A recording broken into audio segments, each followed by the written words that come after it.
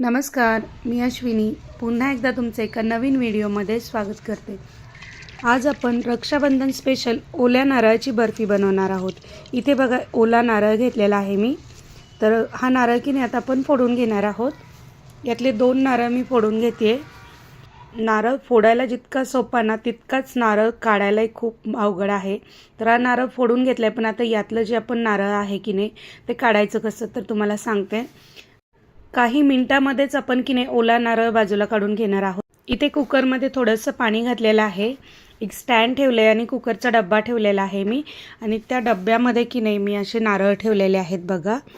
आणि झाकण लावून फुल गॅसवरती एक शिट्टी काढून घेते मी। जर तुम्हाला कुकरमध्ये नसेल उकडून घ्यायचे नारळ तर तुम्ही एका पातेल्यामध्ये किंवा कढईमध्ये पाणी ठेवा, वरती गाळण ठेवा आणि एक 10 मिनिटं की नाही नारळ उकडून घ्यायचे आहेत। एक शिट्टी घेतली मी फुल गॅसवरती, गॅस बंद केला आणि पूर्ण कुकरमधली हवा जाऊ दिली आणि त्यानंतरच झाकण खोलले। तर इथे बघा लगेच आपले नारळ जो ओला नारळ आहे की नाही तो लगेच निघतो। थोडासा थंड होऊ द्यायचा आहे। इथे बघा नारळ शिजतही नाही आहे आपला, फक्त उकडून घेतले आपण। थोडासुद्धा हा नारळ सॉफ्ट पडत नाही, जसं आपण फोडल्यानंतर नारळ असतो ना तसाच राहतो। तर चवीमध्ये पण काही फरक नाही पडत। बघा तुम्ही, हे मी दाबते तरी दाबल्या जात नाही, म्हणजे आपला हा नारळ शिजलेला पण नाही आहे कुठेच। तर एकदम कडक आहे। फक्त आपल्याला हा की नाही असं वाफलून घ्यायचं आहे, जेणेकरून याचं कवच की नाही लगेच निघेल। बघा सुरीने फक्त मी ह्याचे थोडेसे काट मोकळे करून घेते आणि अगदी काही सेकंदामध्ये हा नारळ लगेच निघतोय। जसा हवा तसं तुम्ही हा नारळ काढू शकता। खूप सोप्या पद्धतीने बघा हे नारळ किती छान अगदी व्यवस्थित निघतोय, बिलकुल तुकडे होत नाही। नारळ फोडायला जितका सोपा आहे ना तेवढाच काढायला अवघड आहे, पण ही काढण्याची एकदम सोपी पद्धत मी तुम्हाला दाखवलेली आहे बघा। खूप इझिली हा नारळ खूप छान निघतोय। बऱ्याच जणांचं काय होतं, नारळ फोडलून झालं, नारळ काढताना की नाही सुरी किंवा चमच्याने आपण नारळ काढायचा प्रयत्न करतो, त्यावेळेस आपल्याला हाताला लागतं। तर अगदी सोप्या पद्धतीने तुम्ही नारळ अशा पद्धतीने काढू शकता। याला स्वच्छ धुवून घेतलेलं आहे मी आता, आणि याची आता साल काढून घेणार आहे मी, म्हणजे मागचं जे काळपट आहे की नाही ते।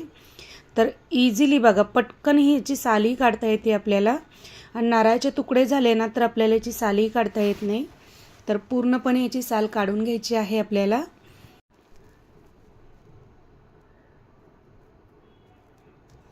इथे बघा पूर्ण साल काढून घेतलेली आहे नारळाची मी।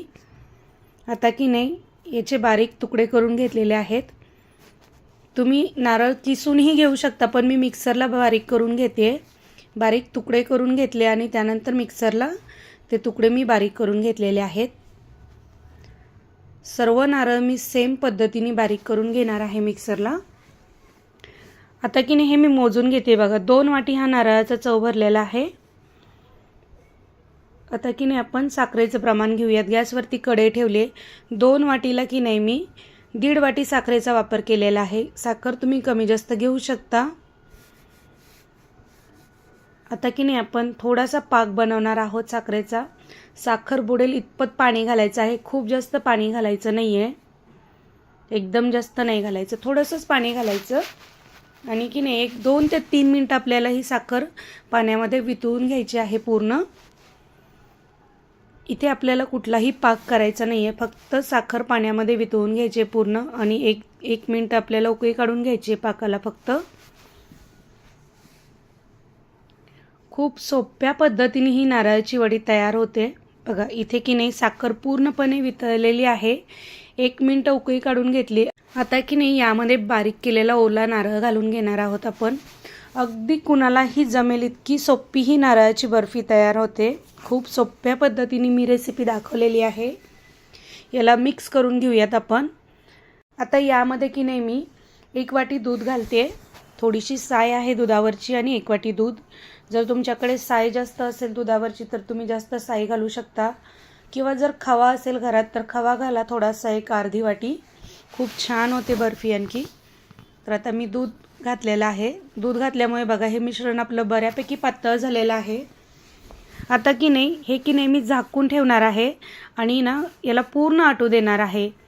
एक साधारण 15 ते 20 मिनिटं लागतात पूर्ण आटेपर्यंत। दूध घातल्यामुळे थोडासा वेळ लागेल। दुधाऐवजी तुम्ही जर इथं खव्याचा वापर केला ना तर लगेच मिश्रण हे आपलं ड्राय होतं। जास्त वेळ लागत नाही. तर दूध घातल्यामुळं थोडासा वेळ लागतो.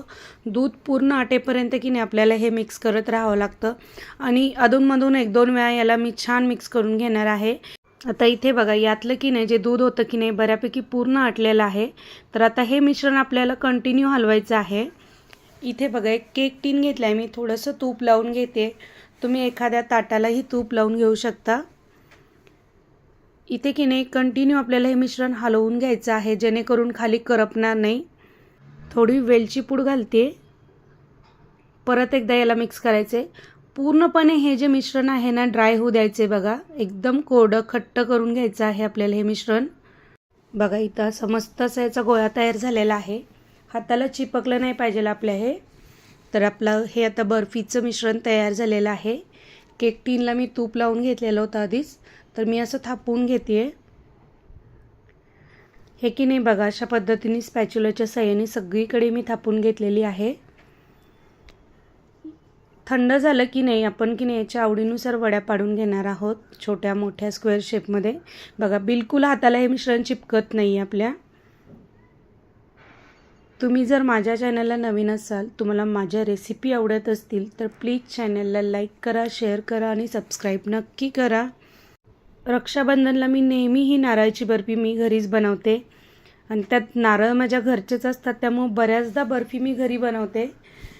तर बघा इथे बघा अशा पद्धतीने की नाही आपण बर्फी कट करून घेतलेली आहे आणि याला की नाही 4 ते 5 तास मी फ्रीजमध्ये ठेवणार आहे सेट होण्यासाठी. इथे बघा छान अशी आपली ही बर्फी तयार झालेली आहे. मस्त अगदी रसरशीत अशी ही बर्फी खायला लागते, एकदम सॉफ्ट,